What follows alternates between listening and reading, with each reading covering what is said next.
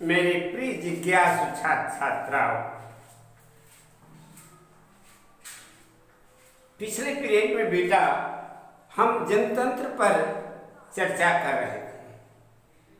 दिनकर जी की संक्षिप्त जीवन परिचय हमने देखा है कि वास्तव में दिनकर जी किस प्रकार के साहित्य की रचना करने वाले हैं। तो वे ऐसे राष्ट्रीय कवि कहे जाते हैं। उनकी कविता हमेशा राष्ट्रीय भावनाओं से भरी हुई। जो आज हम देख रहे हैं यह भी कविता इसी भाव को लेकर के है। इसकी 2 कड़ियां तो हो चुकी है बेटा, तीसरी कड़ी में आते हैं। ठीक है ना? आ जाओ तीसरी कड़ी पर।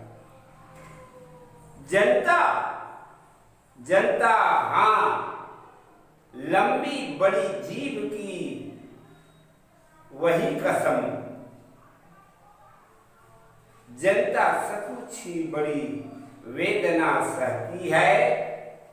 सो ठीक, मगर आखिर इस पर जनमत क्या है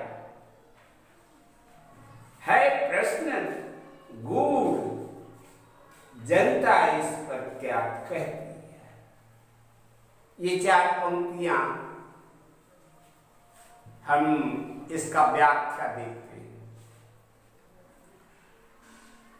तो इसके पहले तो मैंने तुम लोगों को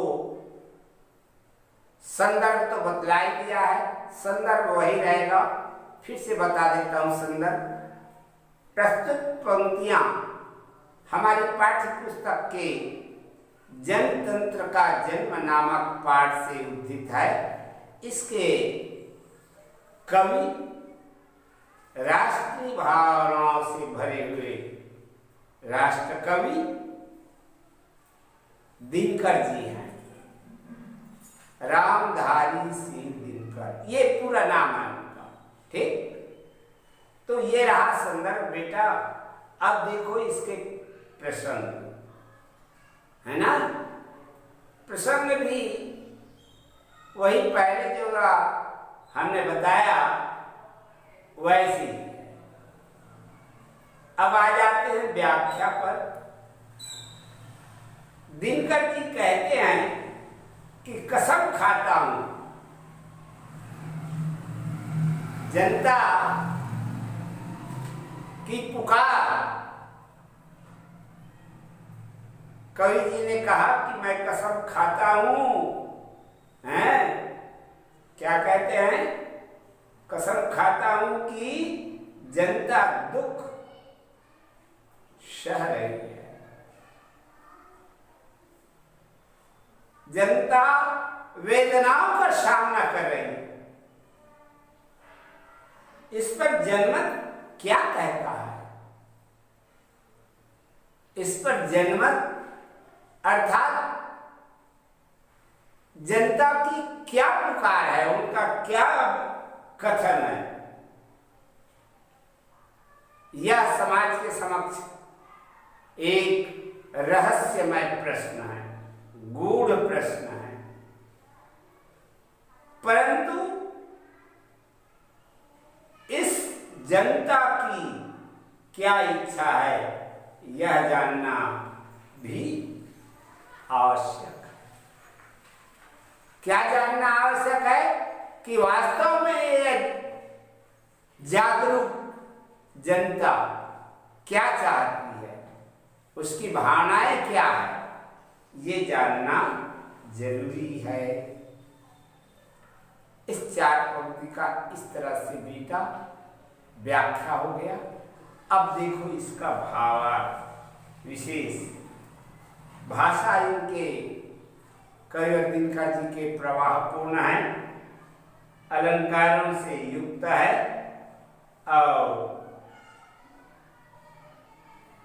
वक्तव्य जो है बहुत सीधी और सरल, आसानी समझ में आ जाता है। आइएगा चौथी कड़ी पर। मानो जनता हो फूल जिसे एहसास नहीं, जब चाहो तभी उतार सजा लो दोनों में, अथवा कोई दुधमुही जिसे बहलाने के जंतर मंतर सीमित हो 4 खिलौनों में। तो ये 4 पंक्ति और इसके संकेत मालूम हो गया।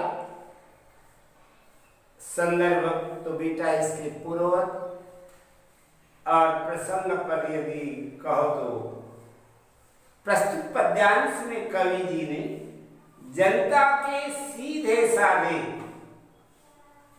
स्वरूप को चित्रांकन किए हैं कि वास्तव में जनता कितनी सीधी, कितने सहनशील होती है। व्याख्या कवि जी कहते हैं कि जनता इतनी मूर्ख नहीं कि उसे आप जिस तरह चाहो बहला। अब उसमें जागरूकता आ गई है, समझने लग गया है कि वास्तविकता क्या है।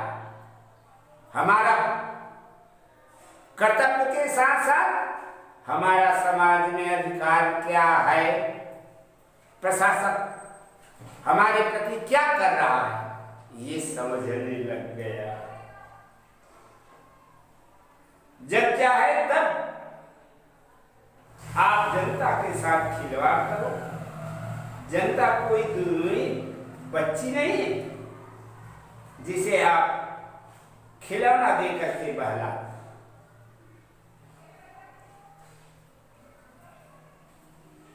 जनता में वो ज्ञान जागरूकता आ गई है, वो समझने लगा है कि वास्तव में प्रशासक हमारे साथ क्या कर रहा है।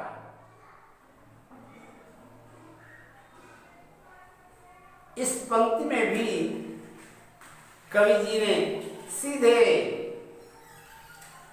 प्रशासक पर प्रहार किया है कि तनिक समझो, जनता की भाषा को समझो। इस तरह से कवि ने प्रेरणा दी है। पंचम कड़ी देखो, लेकिन होता भूडोल बवंडर उठते हैं, जनता जब कोपाकुल हो भ्रुकुटी चढ़ाती है, 2 राह समय के रथ का घर घर नाच सुनो, सिंहासन खाली करो कि जनता आती है। लेकिन होता भूडोल बवंडर उठते हैं। प्रसंग जान रहे, समझ रहे हैं ना? प्रसंग फिर से बता देता हूं। कवि ने जो है उनकी क्रोध इतनी आगे आ गई कि वे अतिशीघ्र परिवर्तन कर देना चाह रहे हैं। हाँ, व्याख्या देखो, कवि जी कहते हैं कि जब जनता क्रोधित हो जाती है और उसके बाद भावें तन जाती है। क्रोध में भावों की स्थिति क्या होती है हम सब लोग जानते हैं। तो आवेश में इस तरह से जनता की भावनाएं जब तन जाती हैं, इससे धरती पर कंपन और तूफान सा स्थिति आ जाती है। क्या होगा समझने विचारने लग जाते हैं कि वास्तविकता क्या हो रहा है। इस तरह से कवि कहते हैं कि प्रशासक, अब प्रशासन के समय तुम्हारा निकल गया। ये गद्दी, ये सिंहासन छोड़ दो। अब तो प्रजातंत्र का जमाना, प्रजा के लिए प्रशासन चलेगा। इस तरह से प्रजा जो है प्रजातंत्र की गुहार करती है।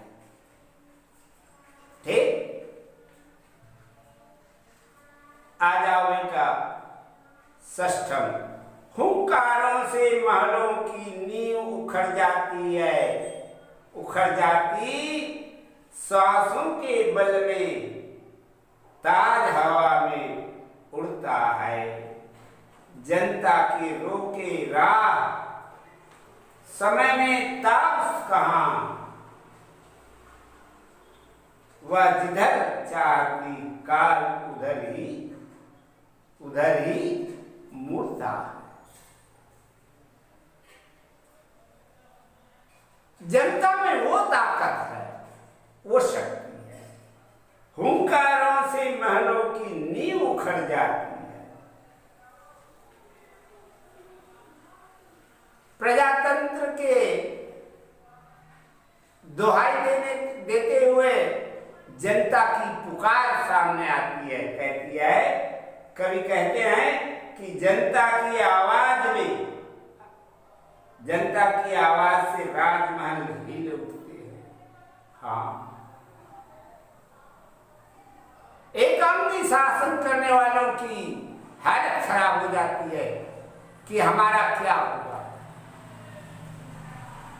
जनता बरखला गई है, हमारा प्रशासन अब नहीं चलेगा। इस तरह से जनता की सांसों से राजा महाराजाओं के ताज हिल गए हैं, समझने लग गए हैं कि अब हमारा इस समय जो है वो नहीं रहा, अब तो जनता का समय आ गया, इस समझने लग गए। इतनी ताकत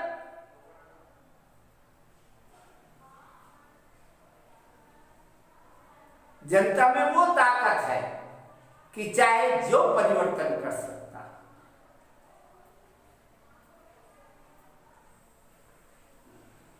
इस पंक्ति का भावार्थ तनिक सुनो।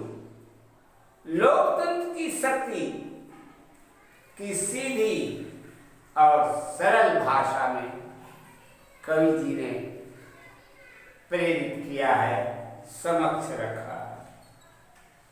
सप्तम देखो बेटा, अब तो शताब्दियों सहस्त्रम का अंधकार बीता गवाक्ष अंबर के दहके जाते हैं,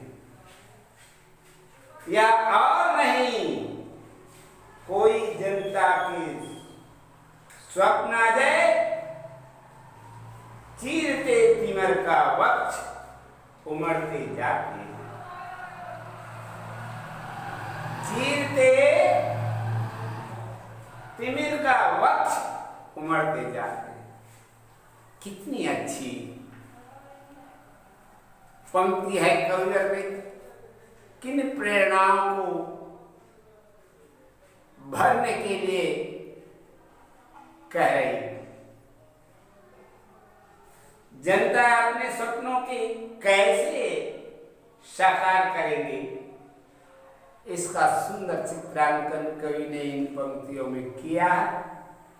व्याख्या देखो, कवि जी कहते हैं कि वर्ष सैकड़ों, वर्ष हजारों वर्ष का ये अंधकार अब समाप्त होने वाला है। हाँ, गुलामी का समय समाप्त हो जाएगा और प्रजातंत्र का समय आने वाला है। इन्हीं भावों को लेकर के कवि जी कहते हैं कि जनता आसमान की खिड़की को भी अपने रोशनी से दहका देना चाह रही है। जनता का जो अजय स्वप्न है गुलामी का, वो अंधेरा मिट सकता है, वो अंधकार मिट सकता है और प्रकाश आ सकता है। ये निर्भर है जनता में और ये उनकी हृदय में कवि दिनकर जी इस प्रकार की भावना भर देना चाह रहे हैं। ये बच गया बेटा, इसको अगले पीरियड में करेंगे। 3 कड़ियाँ बच गई है, ठीक है। ये कड़ियों का मैंने व्याख्या बताया तुमको, और इसको अच्छी तरह से परिमार्जित कर लेना, ठीक।